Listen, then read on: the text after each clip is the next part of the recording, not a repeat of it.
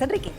Sí, porque a buena parte del país se le ha subido la bilirrubina con el nuevo gabinete, Carla, y vamos a seguir tratando de entender, de analizar esta nueva conformación ministerial y vamos a comenzar dándole la bienvenida en cualquier momento, a la congresista de la bancada de Juntos por el Perú, Sigrid Bazán. Ella ha venido tuiteando, ¿no?, en las últimas horas y con esto introduzco sencillamente la conversación.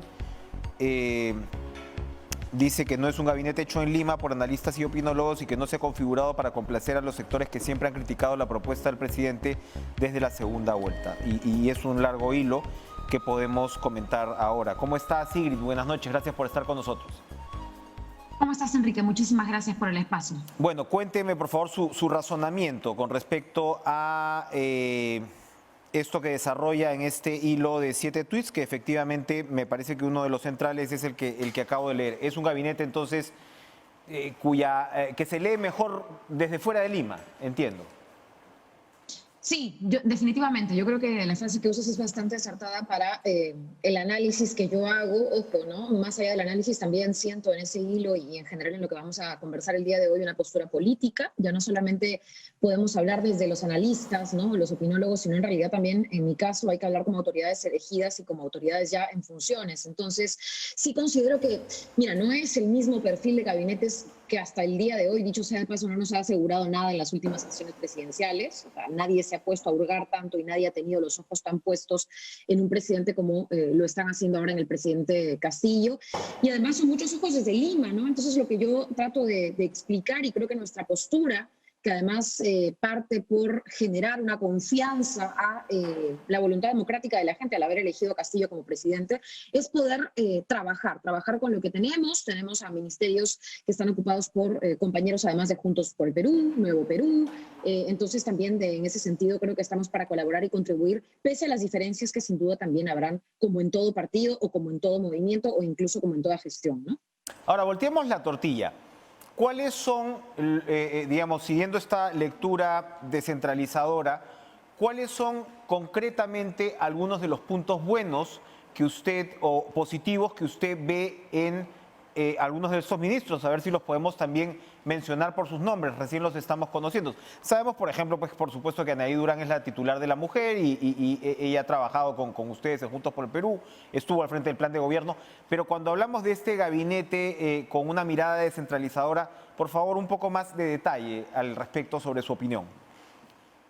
Sí, mira, tenemos una imagen bastante potente de personajes que vienen de regiones. Te pongo el ejemplo del profesor Cadillo. Muchas personas se han dedicado a etiquetar a este gabinete como un todo sin evaluar las personalidades. El profesor Cadillo es uno de los, o ha sido considerado uno de los 50 mejores maestros del mundo. Entonces, yo creo que hay figuras. Está Roberto Sánchez, que es presidente del partido Juntos por el Perú, a quien yo saludo. Ya lo he saludado a título personal, pero lo saludo también aquí. Está Anaí Durán, como tú bien has dicho, en la cartera de la mujer. Y yo creo que son puestos clave que nos pueden ayudar a asegurar que no solamente lo que se ha dicho en el mensaje presidencial del 28 de julio, sino también durante toda la campaña se lleve a cabo. Es decir, yo creo y confío mucho también en el criterio, digamos, y en el profesor Castillo, en tanto ha generado este gabinete que de alguna manera va a tratar de hacer cumplir estas promesas, y en particular desde Juntos por el Perú y como candidata hoy congresista de Juntos por el Perú, vamos a mantener una agenda que, por ejemplo, yo la veo reflejada en la compañera Anaí como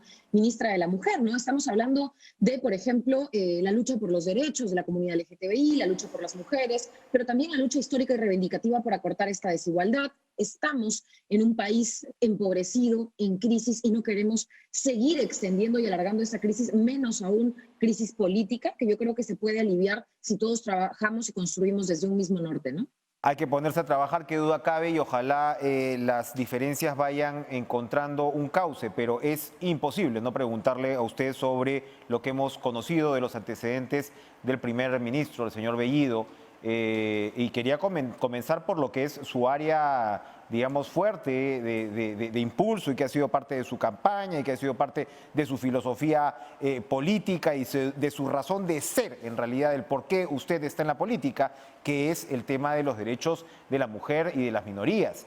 Lo que hemos leído en el Twitter del señor Bellido deja muchísimo que desear y cuesta conciliar esto con lo que debería ser el papel de un primer ministro aquí, en Puno, en Cusco o en Madre de Dios.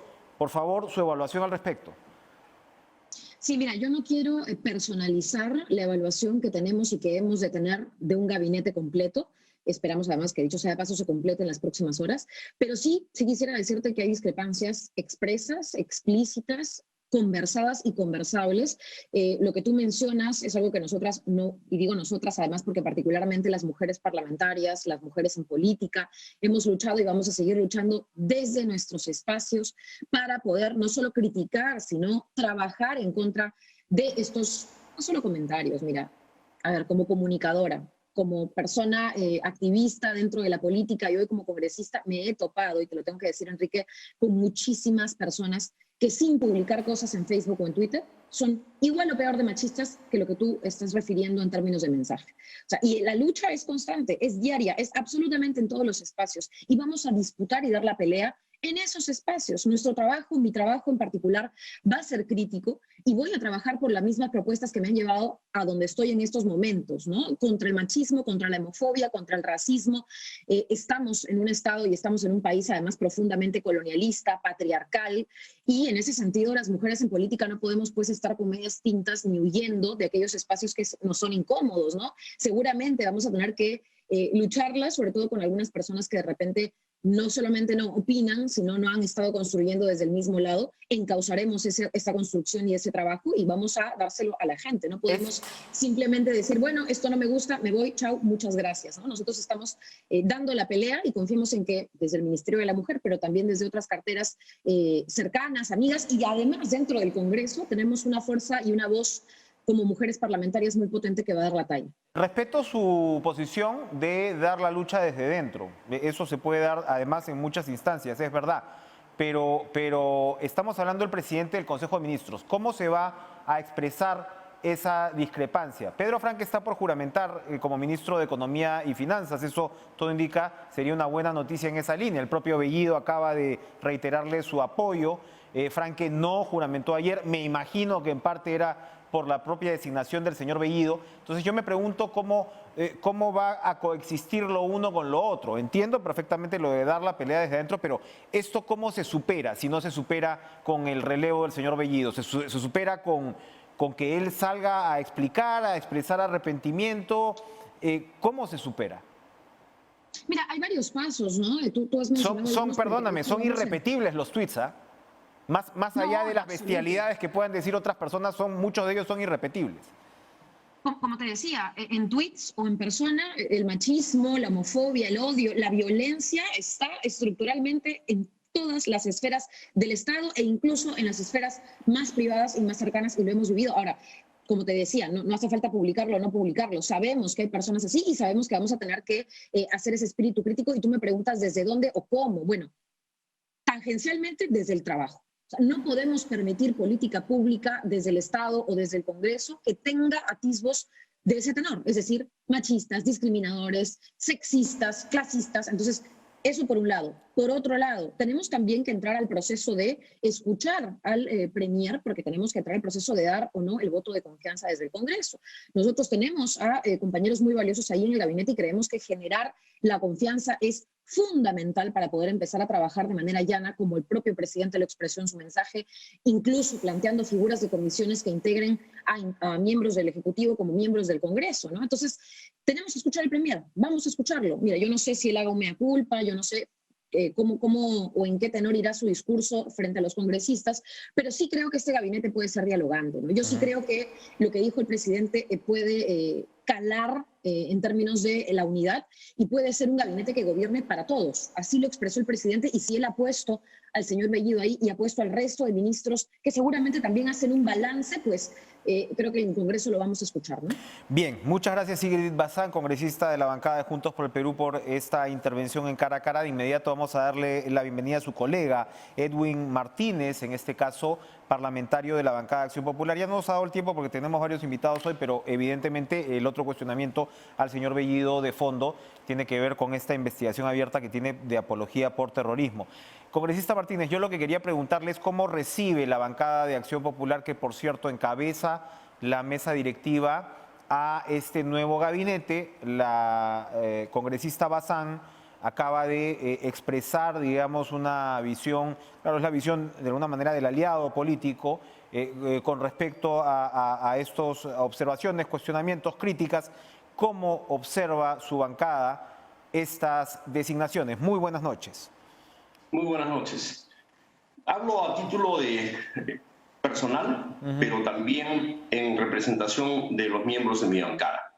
Acción Popular tomamos conocimiento de la designación de Guido Bellido como Premier de la República y lo hemos tomado con calma porque es una decisión del propio presidente.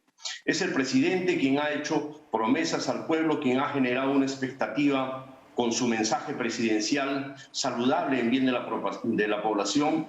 Entonces, lo único que esperamos es que el Premier Guido Bellido cumpla con lo que el presidente le ha encomendado y no defrauden la voluntad del pueblo y la confianza que el pueblo ha depositado en ellos. Ahora, evidentemente, hay metas bastante ambiciosas que el presidente Castillo ha planteado en su mensaje inaugural, y hay del otro lado los cuestionamientos a la persona del señor Bellido, cuestionamientos que, como repetía, iban por este lado de la investigación abierta y las características que hemos comentado con Sigrid Bazán. Sobre esos cuestionamientos, ¿tienen ustedes ya una opinión hecha? ¿Van a esperar a escucharlo en el Congreso? A pesar de que considero que esta decisión no fue tomada por el profesor Castillo, sino fue impuesta por Vladimir Cerrón, espero que la decisión no afecte los intereses del pueblo soberano ni afecte la democracia del país. Hay que ser claros, el señor Bellido siempre ha mostrado ese apego a los grupos senderistas, ha demostrado su firme lealtad y compromiso con Cerrón. Es algo que la gente no esperaba. Nosotros, el pueblo ha elegido como presidente al profesor Castillo, y es el profesor Castillo quien debe tomar las decisiones, y es el profesor Castillo quien debe asumir la responsabilidad de gobernar y no permitir que ninguna sombra oscura intente imponer su ideología ni su política, porque eso sí perjudicaría la democracia en el Perú. Usted lo que me está diciendo es que él es el presidente y tiene que hacerse responsable de sus decisiones. Definitivamente, por algo se lo ha elegido presidente, y ella tiene que adoptar esa posición firmemente en bien del pueblo peruano. Ahora, pero hacerse responsable de sus posiciones quiere decir que el Congreso también evalúa esa designación. Y el Congreso evalúa la designación a través de un voto de investidura. ¿Cómo va midiendo la temperatura sobre esta confianza inicial fundamental para este gabinete? Porque por ahí hemos escuchado más de una vez al señor Cerrón decir, bueno, pues niegan la confianza a un gabinete, niegan al otro y el presidente queda expedito para disolver el Congreso y claro, uno ya llena los puntos, ¿no? No se ha dicho explícitamente, llena los puntos, pero llegas pues a una figura de asamblea constituyente o de perpetuarse en el poder, ¿no? Ese es un poquito lo que se lee desde la otra orilla. ¿Usted cree que el gabinete, por lo que me está diciendo, y me refiero, como usted dice, a su opinión y quizás a la de su bancada, pareciera que el Congreso no le va a negar la confianza a este gabinete? Caer en el juego de Cerrón sería consolidar su estrategia para quebrar la democracia e implantar el comunismo en el Perú. Nosotros vamos con mucha mesura y creo que con más audacia que él, a defender la democracia en el Perú. No vamos a caer en el juego de Cerrón, no vamos a caer en los pechos de Cerrón. Nosotros vamos a tomar con mucha responsabilidad el cargo que el pueblo nos ha encomendado. Vamos a dar el voto de confianza y cuando se tenga que ver el trabajo de ellos, tenga usted la plena seguridad de que nosotros vamos a reaccionar prácticamente en bien de los intereses del pueblo peruano. Es una especie o sea, les damos la confianza a ver cómo funcionan. Lo otro que se está señalando es la posibilidad de que haya una gran cantidad de abstenciones. ¿Esa podría ser una figura que se dé también? Claro, es una figura que Cerrón pareciera que no la consideró, pero también es viable. Nosotros vamos a ser claros y directos, nosotros no le vamos a jugar choco al Perú. Las cosas buenas y positivas del Ejecutivo y del gabinete ministerial vamos a apoyar, pero las cosas negativas vamos a ser los primeros en alzar la voz y defender al pueblo peruano y no permitir que se instaure la corrupción en el Perú ni que se quiebre la democracia. Oiga, congresista, ¿usted cómo observa esta suerte de dicotomía que se está instalando entre Lima y el interior, entre la forma tradicional del poder despachando desde el Palacio de Gobierno con una idea distinta, ¿no? Estas alternativas, ¿no? Que también la vimos en el mensaje. El mensaje tuvo, como señalamos, puntos interesantes, metas ambiciosas, pero rompe también con una idea republicana para entrar, ¿no?, ya más directamente a esta idea de república plurinacional, etcétera, que por supuesto, en parte, me imagino yo, responde a demandas de lo que llamamos el interior del país. ¿Cómo observa usted esa dicotomía, por favor, desde su perspectiva? Si es que la intención es buena y es saludable en bien del país, me parece una actitud responsable y una actitud conciliadora, porque es justamente en las regiones, en los pueblos más alejados, donde la presencia del Estado se ha visto ausente. Llegar a los pequeños pueblos, a las comunidades alejadas por intermedio de los gobiernos regionales y de las municipalidades provinciales, distritales e incluso de los centros poblados, sería muy bueno para el país, porque necesitamos recuperar la confianza del pueblo con una política totalmente descentralizada, pero no solamente política de palabras, sino política de hechos, que se descentralicen los poderes del Estado, que se descentralice el presupuesto nacional en bien de las comunidades más alejadas. Pero eso no significa faltarle el respeto a la democracia, no significa utilizar medios de prensa, utilizar gobiernos regionales, gobiernos locales para ampliar el criterio político o la ideología que ellos están manejando, porque pareciera que en el trasfondo de todo este trabajo articulado está también el imponer su doctrina, en mérito a que ya los gobiernos locales, regionales, prensa descentralizada va a tener que trabajar de la mano con el gobierno y van a querer captar a la población. Por eso, si la intención es buena, bienvenido sea, pero si la intención es netamente ideológica y política, me pareciera que le estamos jugando mal al Perú. Congresista Edwin Martínez, muchas gracias por acompañarnos esta noche en Cara a Cara con estas impresiones iniciales a partir del discurso y, por supuesto, la designación del gabinete. Gracias por estar con nosotros. Muchísimas gracias. Vamos a ir a una pausa. En minutos espera la juramentación del nuevo ministro de Economía. Al menos hay una juramentación ministerial. Vamos a ver si va a justicia, pero de Economía y Finanzas al menos. Y vamos a conversar con alguien que estuvo voceado para ese cargo. Qué interesante, Alonso Segura. Regresamos.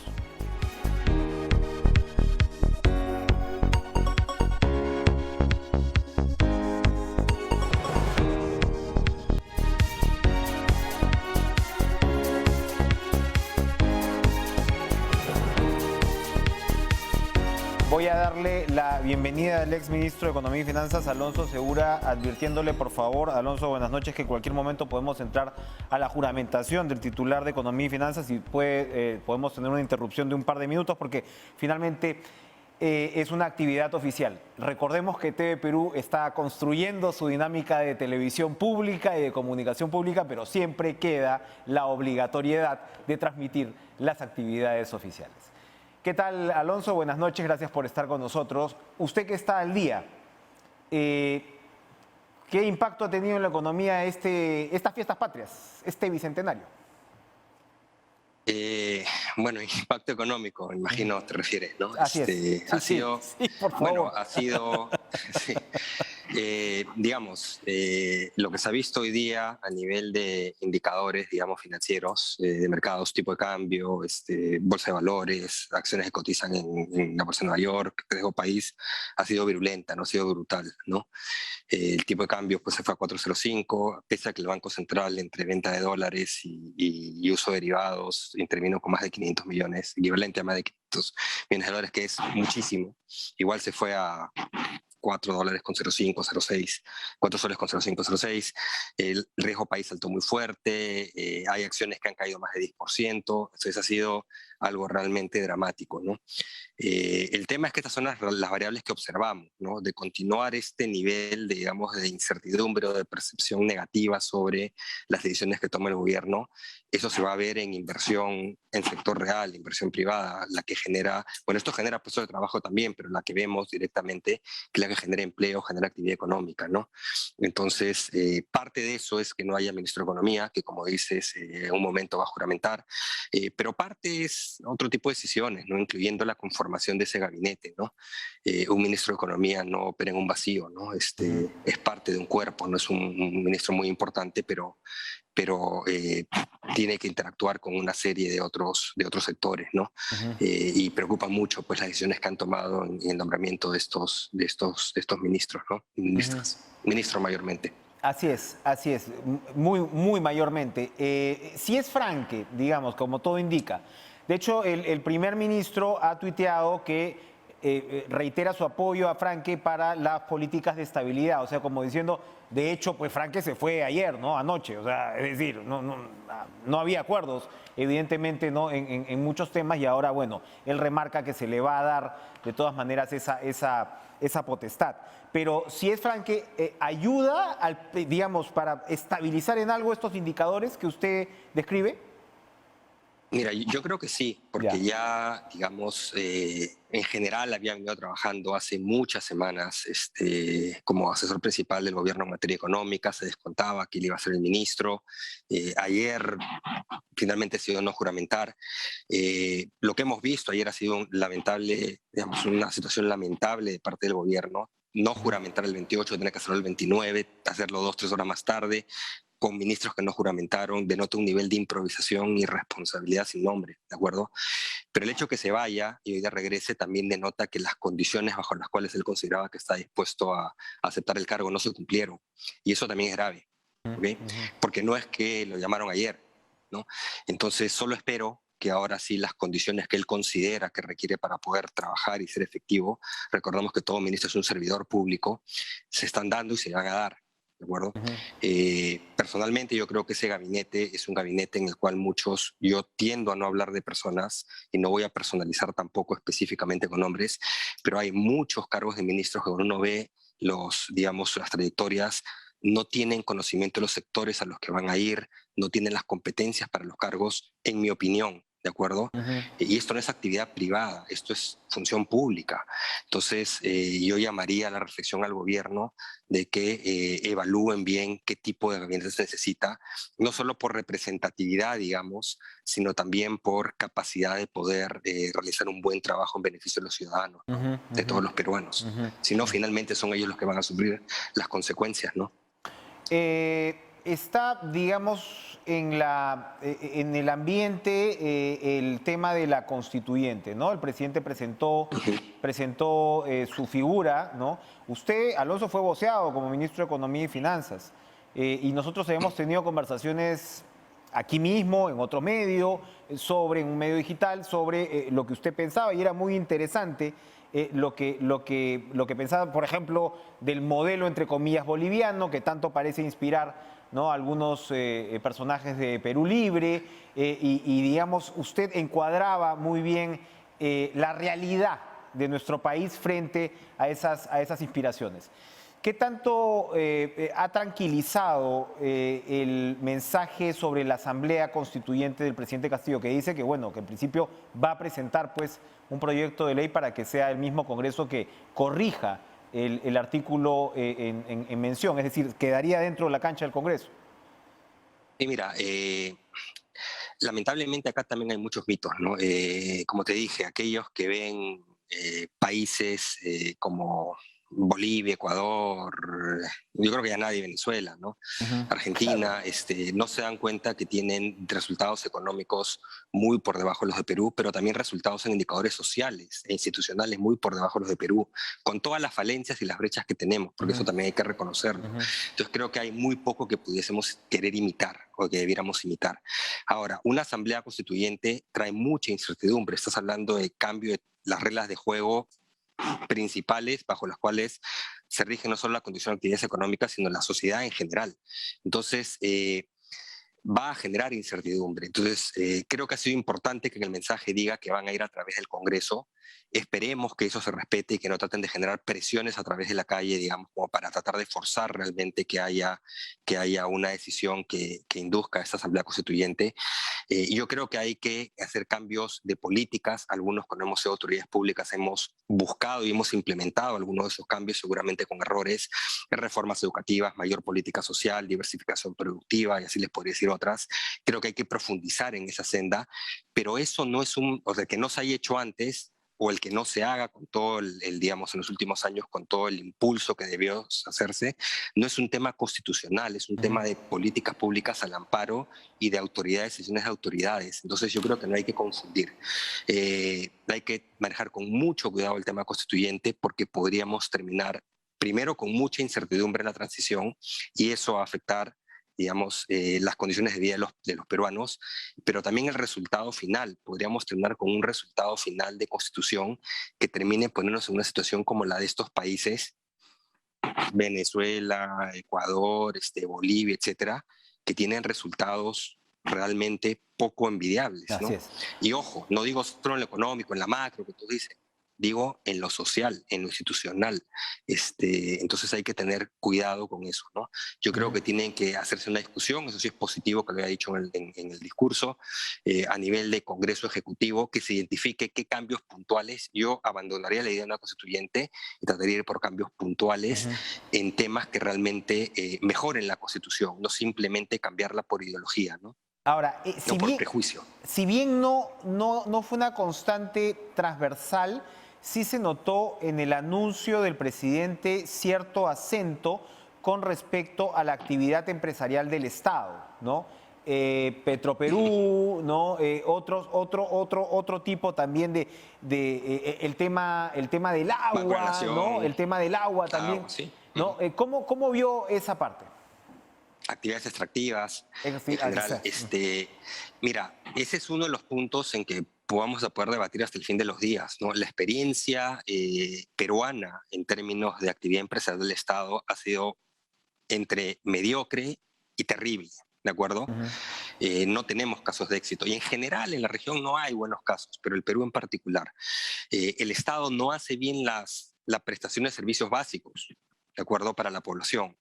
Entonces, debería enfocarse en eso. Ciertamente necesitamos mejor regulación de otro tipo de actividades, regulación desde el sector público hacia el sector privado. Eso hay que fortalecerlo.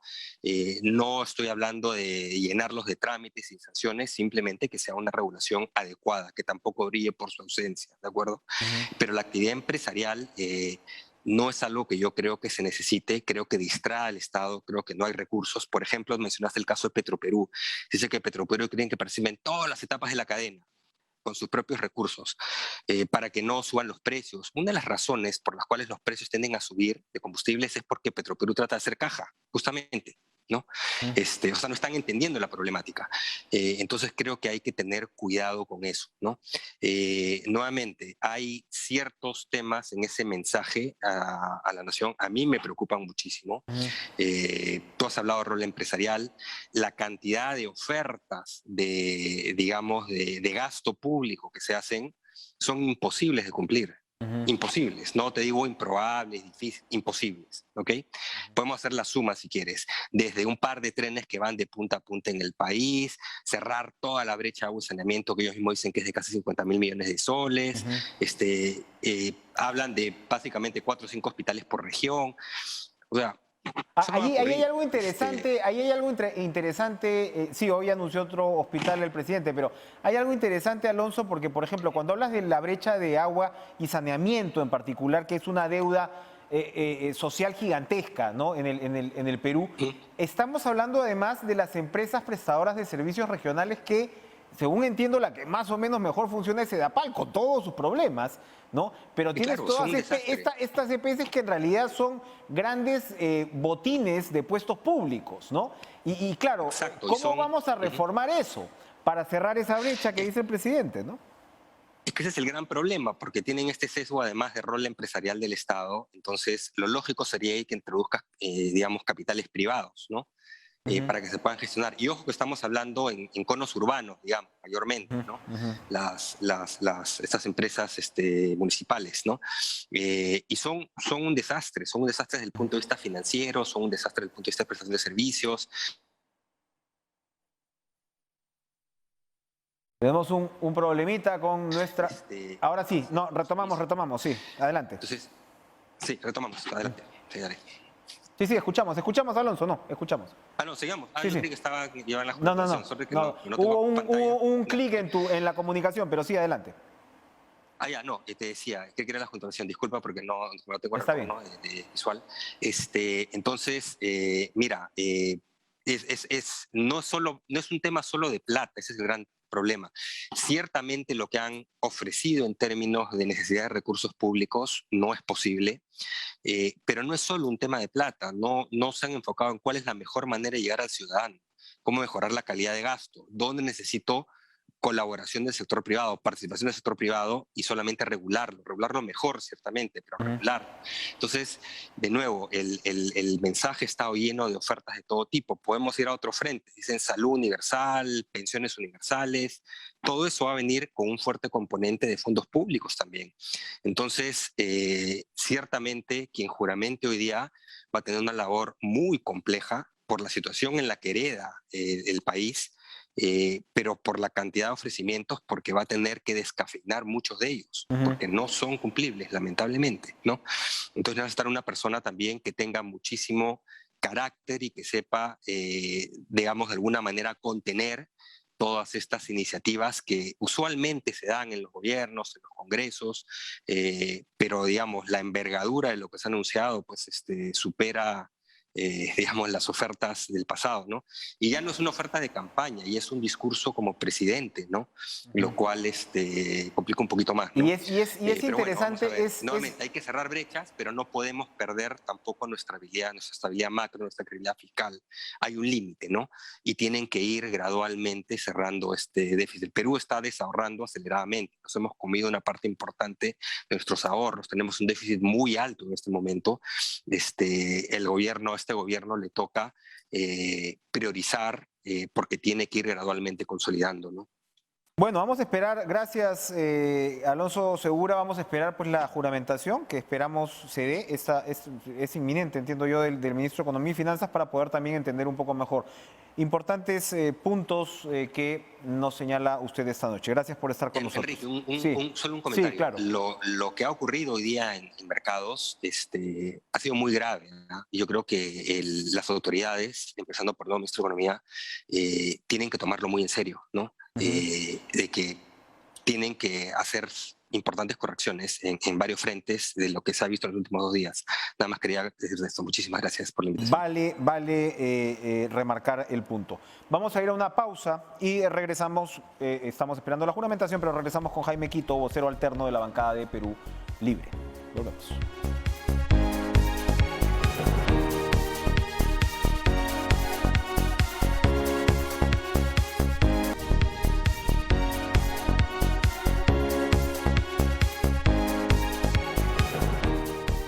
Le damos la bienvenida a Jaime Quito, vocero alterno de la bancada de Perú Libre. La juramentación de los ministros de Economía y Justicia, ambos, se ha hecho oficial para las 10 de la noche. Congresista, buenas noches, gracias por estar con nosotros. Muy buenas noches a todo el país, y aquí con un optimismo histórico de lo que viene aconteciendo en nuestro país. Muchos no han presentado ese mismo optimismo, congresista, con la designación del señor Bellido como presidente del Consejo de Ministros. ¿Cómo responden a las críticas? Bueno, sí, es parte de la política de nuestro país y tenemos que tener la suficiente capacidad de poder entender y también escuchar, pero creo que el profesor Pedro Castillo, presidente de la República de nuestro país, ha dado las directrices el 28 de julio de lo que va a ser su gobierno, y hay que rescatar una diferencia clara de lo que es una política coherente con lo que se ha venido planteando en campaña y que se va a ir plasmando en el gobierno del profesor Pedro Castillo, y que en ese sentido nosotros consideramos que es muy loable y rescatable todo ello. Nosotros como bancada, como publicistas, vamos a respaldar al profesor Pedro Castillo y todo su gabinete. Ahora mismo vamos a entrar precisamente a esa coherencia, pero quería preguntarle sobre cómo se ha tomado en la bancada de Perú Libre ya las críticas al primer ministro puntuales en términos de la investigación que cursa contra él por apología al terrorismo y primordialmente, hemos comenzado este programa con Sigrid Bazán, que es de Juntos por el Perú, comentando los tweets, una larga cadena de tweets que expresan lo que se consideraría en cualquier lado homofobia o misoginia. ¿Lo consideran así? Mira, bueno, primero hay que ser claros. No existe, yo lo que veo es algunos sectores que no necesariamente son los que han sido parte desde un primer momento de todo este proceso de lo que ha significado Perú Libre, la propuesta, el planteamiento del profesor Pedro Castillo, que tienen todo el derecho de opinar, y es más, estamos en democracia y podemos debatir, pero yo creo que hay que señalar las cosas desde lo que realmente son. No existe ninguna sentencia respecto a terrorismo, más bien esto es una campaña mediática respecto al congresista Guido Bellido y que hoy es nuestro premier. Yo conozco a Guido desde las épocas universitarias y nunca de lo que hoy se escucha decir se ha visto porque ha sido dirigente estudiantil, nos conocemos de todo ese proceso y no se le ha visto pues nada de lo que se dice de él respecto a ese tema. Y frente a la misoginia, a determinados temas de discriminación que pueda señalar, tampoco se plantea ello. Yo creo que vamos al debate político respecto a las ideas. Dejemos que este gabinete que recién se está instalando y que inmediatamente está demostrando al país la capacidad de trabajo que nos va a demostrar, porque en pleno, o mejor dicho, después de minutos de enterarse del casi sismo, de este terremoto que se da al norte del país, en Piura, el presidente de la República y el premier inmediatamente al lugar de los hechos para poder resolver y también atender cualquier emergencia que se dé. Ese es el gobierno que necesita. De acuerdo, congresista, pero yo le pediría, por favor, algún tipo de respuesta sobre, o sea, porque los tweets no es que estén en el aire. Voy a recordar uno de los muchísimos donde se refiere a un exministro, por cierto, un exparlamentario, con el término gay puerco. O sea, a ver, cualquiera, creo que es justo que se solicite por lo menos que el señor Bellido pueda elaborar sobre esta materia. ¿Lo va a hacer? A ver, mira. Uno es dueño de sus redes sociales, congresista, entonces uno sí, obviamente expresa... Pero también... Con libertad, ¿no? Los hechos, el momento en que se dijo, la realidad, las condiciones en las que se puede haber planteado. ¿Justifica entonces usted este tipo de expresiones? Al congresista Guido Bellido, y estoy completamente seguro de que en ninguna forma existe que se vaya a recortar, quitar derechos a los diversos sectores de la población que requieren todo el respeto, y muy por el contrario, se va a trabajar por todos los sectores, por los 33 millones de peruanos, y en eso estamos completamente seguros. Bien, bueno, en fin, ojalá el premier pues nos lo pueda responder en algún momento. ¿Cómo se va a trabajar con el Parlamento para conseguir el voto de investidura? ¿Cómo observan ustedes este procedimiento? El gabinete tiene 30 días, ¿no? para ir al Congreso y exponer las políticas y planes de gobierno. Sí, eso es un trabajo que estoy completamente seguro que el congresista Guido Bellido, por las tareas y en este caso nuestro premier, por el trabajo que va a desarrollar, va a terminar convenciendo a las distintas bancadas y a los congresistas a los 130 congresistas del trabajo que se va a desarrollar y también los de la bancada, lo que realmente queremos hacer con el país, lo único que queremos es el bienestar de la ciudadanía y en ese sentido vamos a ir conversando con las distintas bancadas, no solamente con el discurso y el verbo, sino también con la práctica que se ya viene demostrando con el profesor Pedro Castillo, con la coherencia de su discurso del 28 de julio. La coherencia de las propuestas de lo que el profesor Castillo propuso en campaña con su discurso y, como usted señala, con la conformación del gabinete. Las metas son sumamente ambiciosas y ya hay, digamos, bastantes observaciones con respecto a algunos de los ministros. Con otros, básicamente se ha recibido, por ejemplo, con buen ánimo la designación del ministro, ¿no?, de Educación. Se esperaba que alguien como Anaí Durán esté en Mujer. La señora Dina Boluarte ha terminado finalmente en Midis, donde se entiende que el gobierno quiera tener una atención especial. Ella es la vicepresidenta en un tema como el de los aparatos sociales. Muy bien, pero por el otro lado, las metas son bastante ambiciosas y varios de los ministros no tienen experiencia en sus sectores. Estamos hablando de ambiente, estamos hablando de trabajo, estamos hablando de producción, estamos hablando de comercio exterior y turismo. ¿Hay coherencia cuando la gestión es capaz de lograr aterrizar estas propuestas? ¿Qué responde a ello? Mira, lo que quiero respecto, a veces yo creo que existen algunas lecturas, por cierto, respetables como opinión, pero que sería importante también señalar que los congresistas, perdón, los ministros que tenemos en ambiente, en trabajo, en producción o en otros sectores, vamos a ver los resultados que nos puedan dar en estos próximos 100 días que se están planteando determinadas metas. Las preocupaciones que puedan darse de algunos sectores se van a cortar, estamos seguros, por el trabajo que estos ministros vayan a ir desarrollando. Bien, ¿qué pasó, congresista Quito? Porque ustedes han estado en las reuniones en San Borja, ¿no?, que se prolongaron bastante. ¿Qué pasó con el señor Franque? El señor Franque se fue, ahora estamos esperando que pueda juramentar finalmente. Hoy el señor Bellido le ha expresado su respaldo.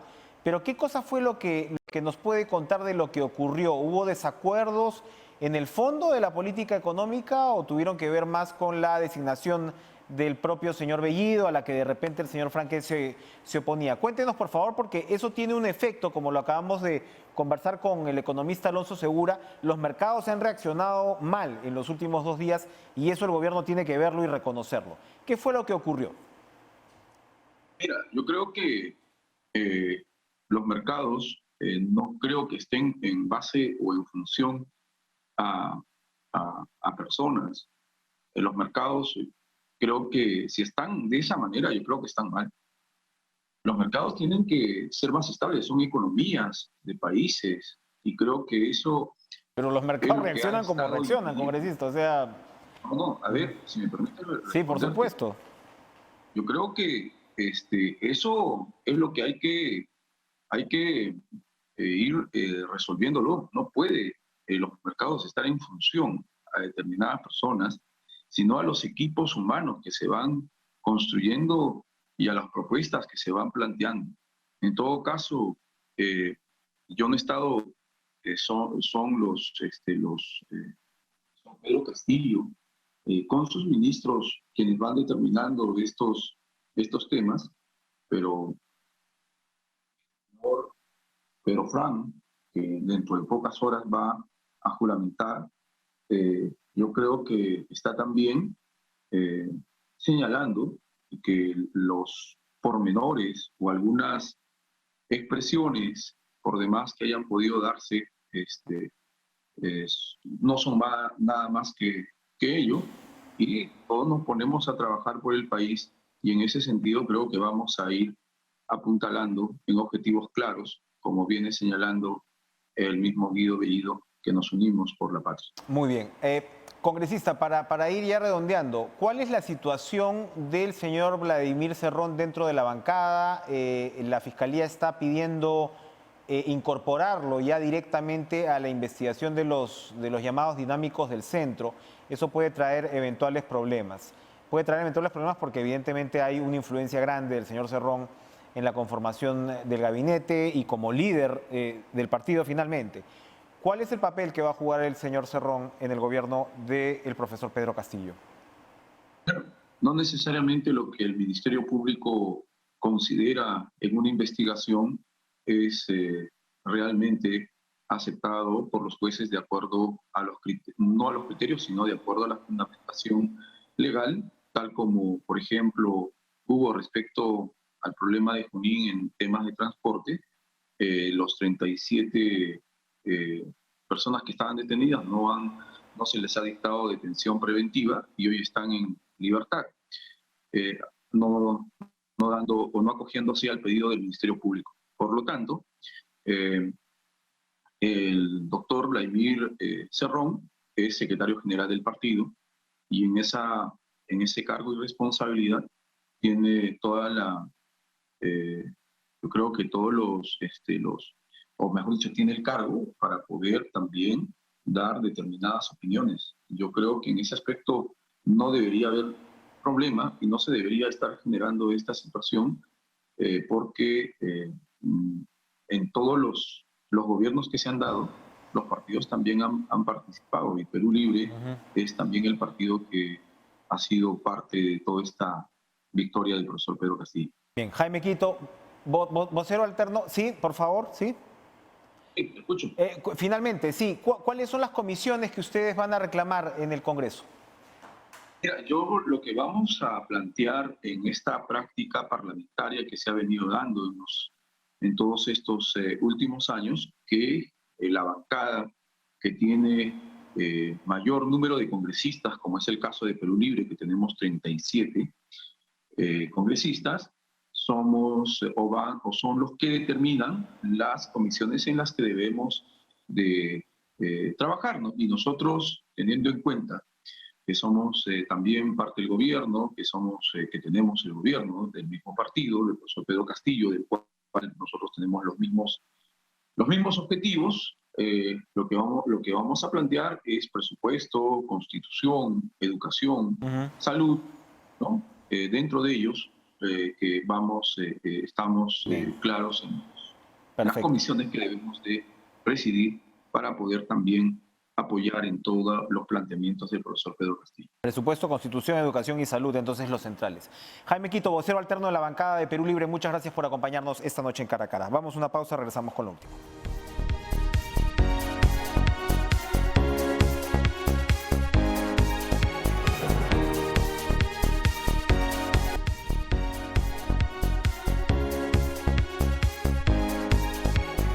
Bueno, vamos a ver si en cualquier momento tenemos imágenes desde el Gran Teatro Nacional, porque se ha visto ingresar además al señor Aníbal Torres, que como sabemos ha sido abogado, asesor legal en realidad del presidente Pedro Castillo en este último tramo, y él se sumó, chotano como Castillo por cierto, él se sumó digamos ya en una etapa posterior, no es de Perú Libre, y se había voceado en su momento él como ministro de Justicia. Él, y recordemos, Torres es quien repetía que el señor Cerrón no participaba, ¿no?, en las reuniones con el presidente, que no tenía mayor relevancia dentro del gobierno, y bueno, Franque también había sido otro personaje que en el caso, o por el lado de Cerrón, mejor dicho, había sido atacado, ¿no? O sea, Cerrón atacó bastante a Franque de manera repetida, y bueno, pareciera que estos dos son los personajes que finalmente se van a ceñir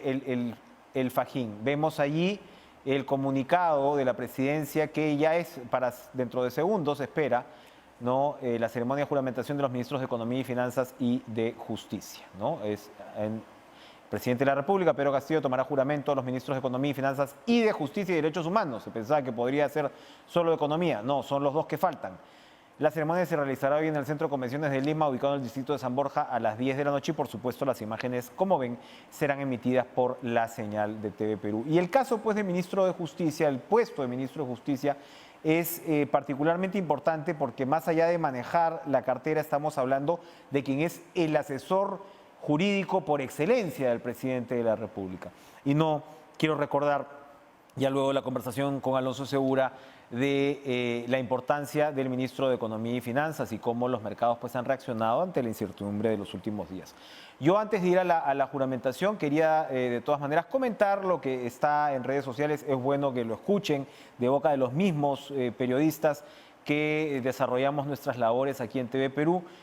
Lamentar la renuncia de Eduardo Guzmán a la presidencia del IRTP, por añadidura el directorio también, pero con Eduardo es con quien siempre hemos trabajado de manera muy cercana. En mi caso particular me ha dado grandes oportunidades profesionales y en el caso, digamos, en general de lo que es el trabajo de TV Perú, es quien ha comandado en esta última parte y, ojo, en momentos muy difíciles, ¿no?, en medio de la pandemia, lo que se viene haciendo ya desde un tiempo atrás, que es la construcción de una comunicación pública. Es algo que uno a veces repite y puede sonar un poco ya cargoso, pero vale la pena volverlo a repetir precisamente en estos momentos de controversias políticas, de polarizaciones y demás, porque si esperamos que un canal de televisión pública, es decir, financiado con fondos públicos y que es, como se repite siempre desde esta casa,